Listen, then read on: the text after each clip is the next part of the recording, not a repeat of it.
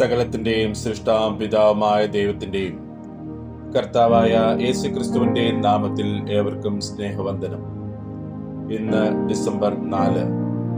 ഇന്ന് നമ്മൾ വായിക്കുന്ന ആദ്യത്തെ വായനാഭാഗം ഇയ്യോബിന്റെ പുസ്തകം 5-ാം അധ്യായം. ഇയ്യോബിന്റെ പുസ്തകം 5-ാം അധ്യായം 1-ാം വാക്യം മുതൽ. വിളിച്ചു നോക്കുക, ഉത്തരം പറയുന്നവരുണ്ടോ? നീ വിശുദ്ധന്മാരിൽ ആരെ ശരണം പ്രാപിക്കും? നീരസം ഭോഷനെ കൊല്ലുന്നു, ഈർഷ്യ മൂഢനെ ഹിംസിക്കുന്നു. മൂഢൻ വേരൂന്നുന്നത് ഞാൻ കണ്ടു. ക്ഷണത്തിൽ അവന്റെ പാർപ്പിടത്തെ ശപിച്ചു. അവന്റെ മക്കൾ രക്ഷയോടകന്നിരിക്കുന്നു. അവർ രക്ഷകനില്ലാതെ വാതിൽക്കൽ വെച്ച് തകർന്നു പോകുന്നു. അവന്റെ വിളവ് വിശപ്പുള്ളവൻ തിന്നുകളയും. മുള്ളുകളിൽ നിന്നും അതിനെ പറിച്ചെടുക്കും. അവരുടെ സമ്പത്ത് ദാഹമുള്ളവർ കപ്പിക്കളയും. അനർത്ഥം ഉത്ഭവിക്കുന്നത് പൂഴിയിൽ നിന്നല്ല, കഷ്ടത മുളയ്ക്കുന്നത് നിലത്തു നിന്നുമല്ല. തീപ്പൊരി ഉയരെ പറക്കം പോലെ മനുഷ്യൻ കഷ്ടതയ്ക്കായി ജനിച്ചിരിക്കുന്നു. ഞാനോ ദൈവത്തിങ്കിലേക്ക് നോക്കുമായിരുന്നു, എന്റെ കാര്യം ദൈവത്തിങ്കൽ ഏൽപ്പിക്കുമായിരുന്നു. അവൻ ആരാഞ്ഞുകൂടാത്ത വൻകാര്യങ്ങളും അസംഖ്യമായ അത്ഭുതങ്ങളും ചെയ്യുന്നു. അവൻ ഭൂതലത്തിൽ മഴ പെയ്യ്ക്കുന്നു, വയലുകളിലേക്ക് വെള്ളം വിടുന്നു. അവൻ താണവരെ ഉയർത്തുന്നു, ദുഃഖിക്കുന്നവരെ രക്ഷയിലേക്ക് കയറ്റുന്നു. അവൻ ഉപായികളുടെ സൂത്രങ്ങളെ അബദ്ധമാക്കുന്നു. അവരുടെ കൈകൾ കാര്യം സാധിപ്പിക്കുകയുമില്ല. അവൻ ജ്ഞാനികളെ അവരുടെ കൗശലത്തിൽ പിടിക്കുന്നു. വക്രബുദ്ധികളുടെ ആലോചന മറിഞ്ഞു പോകുന്നു. പകൽ സമയത്ത് അവർക്ക് ഇരുൾ നേരിടുന്നു. ഉച്ച സമയത്ത് അവർ രാത്രിയിൽ എന്ന പോലെ തപ്പി നടക്കുന്നു. അവൻ ദരിദ്രനെ അവരുടെ വായെന്ന വാളിങ്കിൽ നിന്നും ബലവാന്റെ കയ്യിൽ നിന്നും രക്ഷിക്കുന്നു. അങ്ങനെ എളിയവന് പ്രത്യാശയുണ്ട്, നീതി കെട്ടവനോ വായ് പൊത്തുന്നു. ദൈവം ശാസിക്കുന്ന മനുഷ്യൻ ഭാഗ്യവാൻ. സർവശക്തന്റെ ശിക്ഷ നീ നിരസിക്കരുത്. അവൻ മുറിവേൽപ്പിക്കുകയും മുറി കെട്ടുകയും ചെയ്യുന്നു. അവൻ ചതയ്ക്കുകയും തൃക്കൈ പൊറുപ്പിക്കുകയും ചെയ്യുന്നു. 6 കഷ്ടത്തിൽ നിന്ന് അവൻ നിന്നെ വിടുവിക്കും. 7-ാമത്തേതിലും തിന്മ നിന്നെ തൊടുകയില്ല. ക്ഷാമകാലത്ത് അവൻ നിന്നെ മരണത്തിൽ നിന്നും യുദ്ധത്തിൽ വാളിന്റെ വെട്ടിൽ നിന്നും വിടുവിക്കും. നാവെന്ന ചമ്മട്ടിക്ക് നീ ഗുപ്തനാകും. നാശം വരുമ്പോൾ നീ ഭയപ്പെടുകയില്ല. നാശവും ക്ഷാമവും കണ്ട് നീ ചിരിക്കും. കാട്ടുമൃഗങ്ങളെ നീ പേടിക്കയില്ല. വയലിലെ കല്ലുകളോട് നിനക്ക് സഖ്യത ഉണ്ടാകും. കാട്ടിലെ മൃഗങ്ങൾ നിന്നോട് ഇണങ്ങിയിരിക്കും. നിന്റെ കൂടാരം നിർഭയമെന്ന് നീ അറിയും. നിന്റെ പാർപ്പിടം നീ പരിശോധിക്കും, ഒന്നും കാണാതിരിക്കയില്ല. നിന്റെ സന്താനം അസഖ്യമെന്നും നിന്റെ പ്രജ നിലത്തെ പുല്ലുപോലെയെന്നും നീ അറിയും. തക്ക സമയത്ത് കറ്റക്കൂമ്പാരം അടുക്കി വെക്കുന്നത് പോലെ നീ പൂർണ്ണ വാർദ്ധക്യത്തിൽ കല്ലറയിൽ കടക്കും. ഞങ്ങൾ അത് ആരാഞ്ഞു നോക്കി, അത് അങ്ങനെ തന്നെ ആകുന്നു. നീ അത് കേട്ട് ഗ്രഹിച്ചുകൊള്ളുക. ഇന്ന് നമ്മൾ വായിക്കുന്ന 2-ാമത്തെ വായനാഭാഗം മീഖായുടെ പുസ്തകം 1-ാം അധ്യായം. മീഖായുടെ പുസ്തകം 1-ാം അധ്യായം 1-ാം വാക്യം മുതൽ.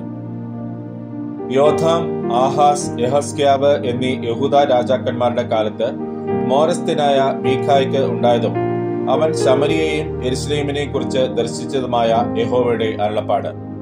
സകല ജാതികളുമായുള്ളവരെ കേൾപ്പിൻ, ഭൂമിയും അതിലുള്ള സകലവുമായുള്ളവരെ ചെവിക്കൊള്ളുവിൻ. യഹോവയാ കർത്താവ് തന്റെ വിശുദ്ധ മന്ദിരത്തിൽ നിന്ന് കർത്താവ് തന്നെ നിങ്ങൾക്ക് വിരോധമായി സാക്ഷിയായിരിക്കട്ടെ. യഹോവ തന്റെ സ്ഥലത്ത് നിന്ന് പുറപ്പെട്ട് ഇറങ്ങി ഭൂമിയുടെ ഉന്നതികളിൽ മേൽ നടകൊള്ളുന്നു. തീയുടെ മുമ്പിൽ മെഴുകു പോലെയും കിഴക്കാൻ തൂക്കത്തിൽ ചാടുന്ന വെള്ളം പോലെയും പർവ്വതങ്ങൾ അവന്റെ കീഴിൽ ഉരുകുകയും താഴ്വരകൾ പിളർന്നു പോവുകയും ചെയ്യുന്നു. ഇതൊക്കെയും യാക്കോബിന്റെ അതിക്രമം നിമിത്തവും ഇസ്രായേൽ ഗൃഹത്തിന്റെ പാപങ്ങൾ നിമിത്തവുമാകുന്നു. യാക്കോബിന്റെ അതിക്രമം എന്ത്? ശമരി അല്ലയോ? യഹൂദയുടെ പൂജാഗിരികൾ ഏവ യെരുശലേം അല്ലയോ? അതുകൊണ്ട് ഞാൻ ശമരിയെ വയലിലെ കൽക്കുന്നുപോലെയും മുന്തിരിത്തോട്ടത്തിലെ നടുതല പോലെയും ആക്കും. ഞാൻ അതിന്റെ കല്ല് താഴ്വരയിലേക്ക് തള്ളിയിടുകയും അതിന്റെ അടിസ്ഥാനങ്ങളെ അനാവൃതമാക്കുകയും ചെയ്യും. അതിലെ സകല വിഗ്രഹങ്ങളും തകർന്നു പോകും. അതിന്റെ സകല വേശ്യാസമ്മാനങ്ങളും തീപിടിച്ച് വെന്തുപോകും. അതിലെ സകല ബിംബങ്ങളെയും ഞാൻ ശൂന്യമാക്കും. വേശ്യാസമ്മാനം കൊണ്ടല്ലോ അവൾ അത് സ്വരൂപിച്ചത്. അവ വീണ്ടും വേശ്യാസമ്മാനമായി തീരും. അതുകൊണ്ട് ഞാൻ വിലവച്ച് മുറയിടും. ഞാൻ ചെരുപ്പില്ലാത്തവനും നഗ്നനുമായി നടക്കും. ഞാൻ കുറുനരികളെ പോലെ വിലപിച്ച് ഒട്ടക പക്ഷികളെ പോലെ കരയും. അവളുടെ മുറിവ് പൊറുക്കാത്തതല്ലോ. അത് യഹൂദായോളം പരന്ന് എന്റെ ജനത്തിന്റെ ഗോപുരമായ യെരുശലേമിലോളം എത്തിയിരിക്കുന്നു. അത് ഗത്തിൽ പ്രസ്താവിക്കരുത്, ഒട്ടും കരയരുത്. ബേത്ത് അഫ്രയിൽ എന്നുവെച്ചാൽ പൊടിവീട്, ഞാൻ പൊടിയിൽ ഉരുണ്ടിരിക്കുന്നു. ഷാഫിർ എന്നുവെച്ചാൽ അലങ്കാര. ഷാഫിർ നഗരനിവാസികളെ ലജ്ജയും നഗ്നതയും പൂണ്ട് കടന്നുപോകുവിൻ. സൈനാൻ എന്നുവെച്ചാൽ പുറപ്പാട്. സൈനാൻ നിവാസികൾ പുറപ്പെടുവാൻ തുനിയുന്നില്ല. ബേത്ത് ഏസലിലെ വിലാപം നിങ്ങൾക്ക് അവിടെ താമസിപ്പാൻ മുടക്കമാകും. യഹോവയുടെ പക്കൽ നിന്ന് യെരൂശലേം ഗോപുരത്തിങ്കൽ തിന്മ ഇറങ്ങിയിരിക്കാൽ മാരോത്ത് എന്നുവെച്ചാൽ കയ്പ്. മാരോത്ത് നിവാസികൾ നന്മയ്ക്കായി കാത്തുപിടയ്ക്കുന്നു. ലാക്കീസ് എന്നുവെച്ചാൽ ത്വരിത. ലാക്കീസ് നഗരനിവാസികളെ, തുരകങ്ങളെ രഥത്തിന് കെട്ടുവിൻ. അവർ സിയോൻ പുത്രിക്ക് പാപകാരണമായി തീർന്നു. ഇസ്രായേലിന്റെ അതിക്രമങ്ങൾ നിന്നിൽ കണ്ടിരിക്കുന്നു. അതുകൊണ്ട് നീ മോരേശേത് ഗത്തിന് ഉപേക്ഷണ സമ്മാനം കൊടുക്കേണ്ടി വരും. ബേത് അക്സീബിലെ വീടുകൾ ഇസ്രായേൽ രാജാക്കന്മാർക്ക് ആശാഭംഗമായി ഭവിക്കും. മരേശ എന്നുവെച്ചാൽ കൈവശം. മരേശ നിവാസികളെ കൈവശമാക്കുന്ന ഒരുത്തനെ ഞാൻ നിങ്ങളുടെ നേരെ വരുത്തും. ഇസ്രായേലിന്റെ മഹത്തുക്കൾ അധൂലാമോളം ചെല്ലേണ്ടി വരും. നിന്റെ ഓമന കുഞ്ഞുങ്ങൾ നിമിത്തം നിന്നെ തന്നെ ക്ഷൗരം ചെയ്ത് മൊട്ടയാക്കുക. കഴുകനെ പോലെ നിന്റെ കഷണ്ടിയെ വിസ്താരമാക്കുക. അവർ നിന്നെ വിട്ട് പ്രവാസത്തിലേക്ക് പോയല്ലോ.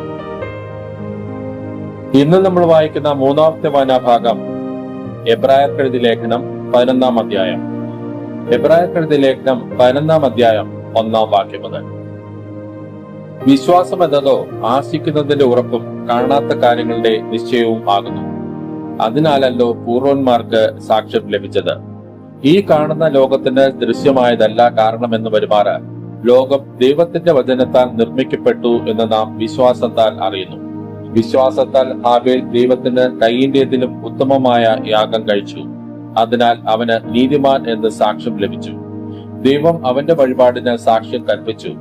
മരിച്ച ശേഷവും അവൻ വിശ്വാസത്താൽ സംസാരിച്ചു കൊണ്ടിരിക്കുന്നു.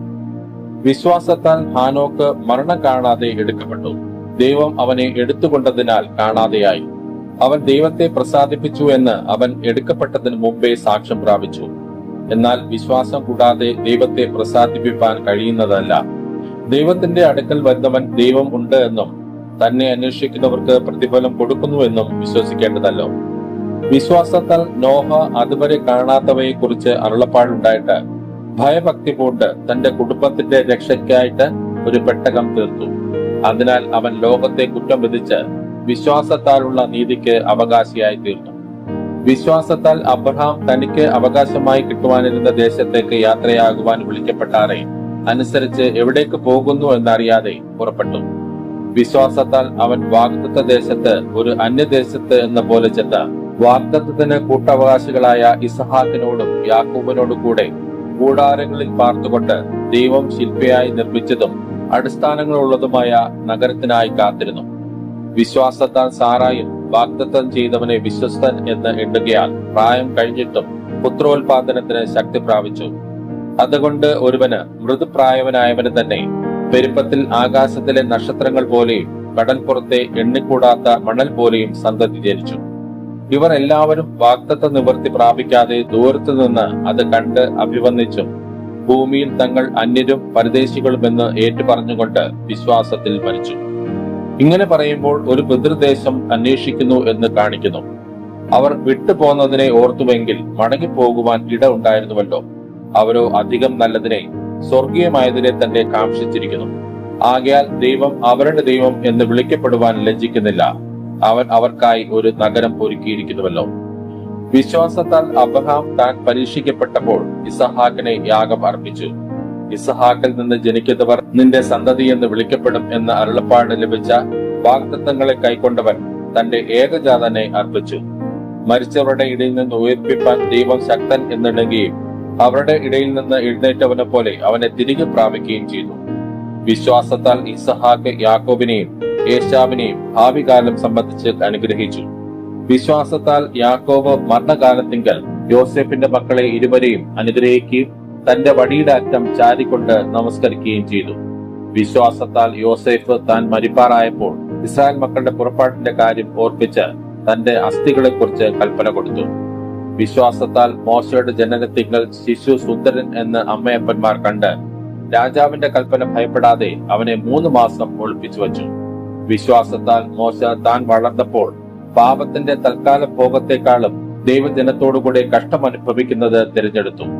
പ്രതിഫലം നോക്കിയതുകൊണ്ട് ഫറവോന്റെ പുത്രിയുടെ മകൻ എന്ന് വിളിക്കപ്പെടുന്നത് നിരസിക്കുകയും മിസ്രൈമിലെ നിക്ഷേപങ്ങളെക്കാൾ ക്രിസ്തുവിന്റെ നിന്ദ വലിയ ധനം എന്ന് എണ്ണുകയും ചെയ്തു.